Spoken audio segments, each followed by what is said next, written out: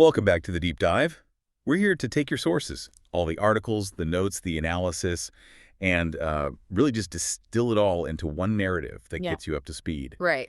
And today we are peeling back the layers on, well, one of the most complex, cynical, and just strategically dense storylines unfolding right now. Oh, absolutely. We're talking about the rise and, I guess, the immediate catastrophic collapse of the Vision. You know, this is less a deep dive into a wrestling faction and more into a political coup, one that's being carried out in front of millions. Yeah. We have a shifting power structure, we have immediate betrayal, a huge power vacuum, and then the central question, the one you can't avoid. Is the guy who seems like the villain, the one returning to the scene, is he actually a deep-covered double agent? The Trojan horse. It's a full-on Trojan horse scenario, Yeah. according to the sources. So our mission today is to unpack the founding, dissect that coup, identify the new leadership, and then really spend some time analyzing Austin Theory's return. Okay, so let's set the stage. The core players here, because who they are really dictates the strategy. You've got Seth Rollins, the architect, the meticulous planner. Then there's the manipulator, Paul Heyman. You've got the enforcers, Braun Breaker and Bronson Reed. The muscle. The ultimate mercenary in Logan Paul. Yeah. The reluctant champion, CM Punk. And, of course, the whole mystery, Austin Theory. It's a chessboard just set for absolute chaos. So let's start with the foundation of the Vision. The sources are crystal clear on how this began. Right. It's a partnership between Seth Rollins and Paul Heyman. Yeah. It's designed for pure dominance. And they waste no time. They immediately recruit Braun Breaker and Bronson Reed. And at the time, I mean, Seth is riding high. He's the world heavyweight title holder. The sources say they were running roughshod over everyone. With Rollins himself, channeling that architect mentality, basically proclaiming he ruled Raw. It was all about strategic, calculated victories. This was supposed to be his masterpiece. But it was so short-lived. Well, and what makes this whole thing so compelling is how the story just immediately merged with a real-world problem. Right. The opening for the betrayal, it didn't come from a lost match. It came from vulnerability. The sources, they all pinpoint the fatal flaw back to Seth's match against Cody Rhodes at Crown Jewel. Where he suffers that devastating shoulder injury. Exactly. I remember that match. But help me connect the dots here, because the sources repeatedly mention the coast-to-coast headbutt. That feels like a really specific detail for a storyline about just a general injury. It's intentional. I mean, it has to be. In the story, that move wasn't just physical pain, it was a symbol. It was the recklessness, the one flaw in the architect's own perfect plan. So the injury creates the opening. The injury created the opening. And the betrayal by Bronson Reed and Braun Breaker, it wasn't jealousy. It was executed with, surgical precision, a cold, calculated coup. And the sources attribute the timing directly to Heyman. Of course. That sounds like Heyman's playbook, doesn't it? If the king is wounded, you don't wait for him to get better. You take the throne immediately. He is the master of political opportunism. Right. His whole rationale, according to the research, was to seize the world heavyweight title while the king was vulnerable. It's the ultimate expression of that win-at-all-costs mindset.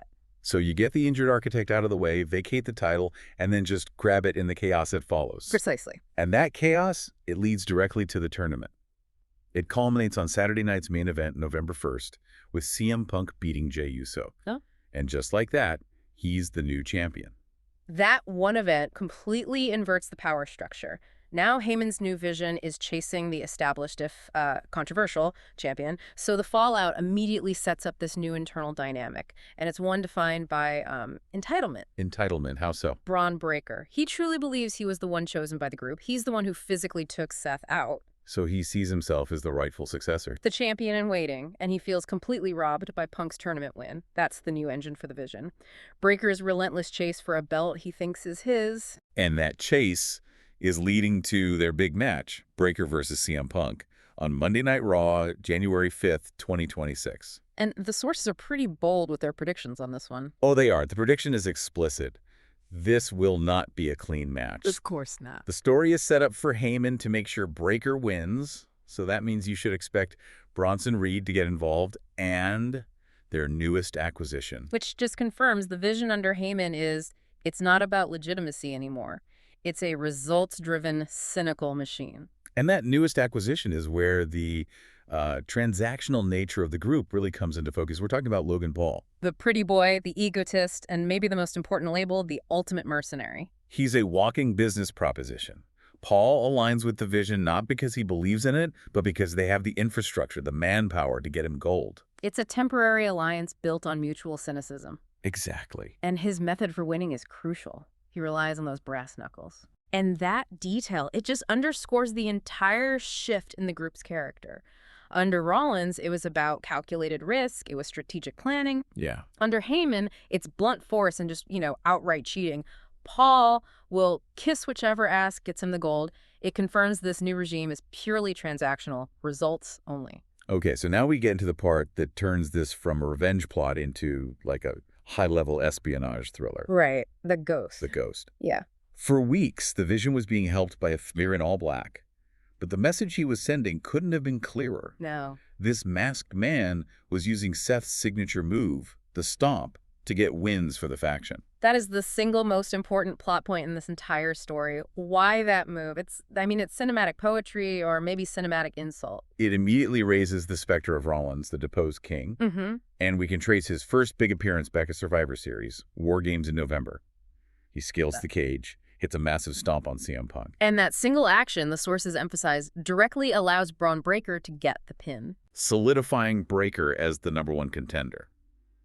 The masked man delivered the win, but he used Seth's weapon to do it. He was literally a shadow protector for the new regime, but the choice of move made everyone stop and question what was going on.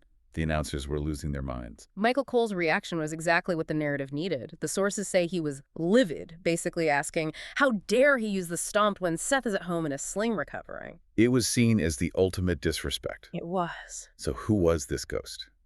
The mystery was finally solved on December 15th after he helped Logan Paul beat Rey Mysterio. The man unmasks.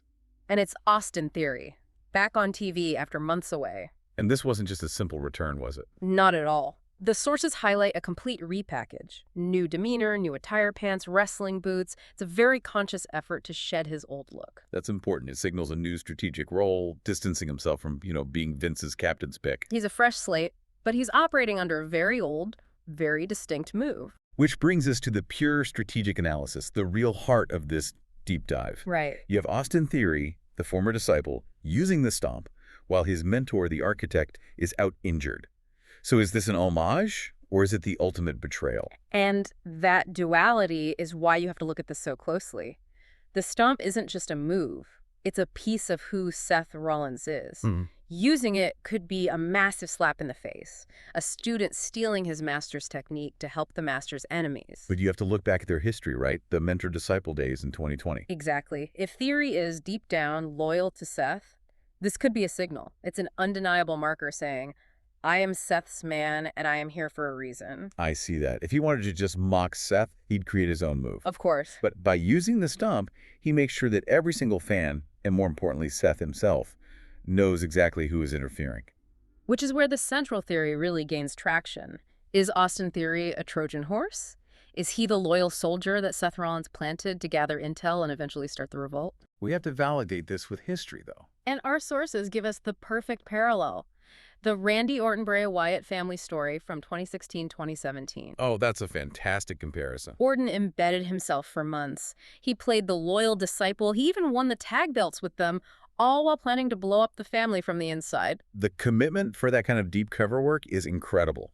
It proves this kind of long-term, calculated betrayal is a proven blueprint in this war. It is. But for true cinematic depth, you have to consider the counter-argument. What if he's not the Trojan horse? What if he's just a student who learned too well from the master? Exactly. What if he's using the stomp not as a signal, but as an act of piracy? He's saying, I have taken your best weapon, and I will use it against you because the future belongs to me. That changes everything. The stomp becomes a declaration of war, not a coded message. It does. But the sources keep coming back to the architect's strategy. Seth is meticulous. He doesn't leave things to chance. For him to just sit at home for months while the group he built turns on him, it seems completely out of character. And that's the analysis underpinning this whole narrative. We know Seth has shifted his persona. He's moved from the visionary to the veteran, leaving the architect behind for now. But an architect doesn't stop drawing blueprints just because the construction crew is faulty. He just revises the plan. So the question for you, the listener, becomes, is this theory's move setting the palace on fire for his own gain, or is he the soldier Seth needs to survive, providing intel and waiting for the signal to strike? And we know Seth's return is slated for late March or early April 2026. That timeline gives Theory months to become fully integrated into Heyman's inner circle. This isn't a short-term story. No, the fact that he was masked, then unmasked, and is now working with Logan Paul, Hmm. it all suggests a very patient, multi-layered strategic payoff is coming. So, to recap, we've covered the cynical, injury-based betrayal led by Heyman, the rise of the entitled Braun Breaker and the mercenary Logan Paul, and the deep mystery around Austin Theory and his symbolic use of the stomp. What really stands out is the high-level strategy at play.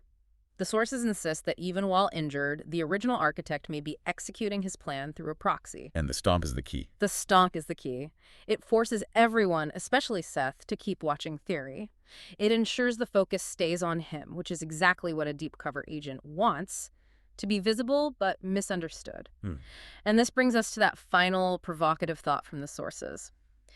Given Seth's history with these championship-ending injuries, you have to remember that 2015 knee injury in Dublin. That ended a huge 220-day reign. Abruptly. And now this is his second major title surrender because of an injury. The stakes are, well, they're existential for him.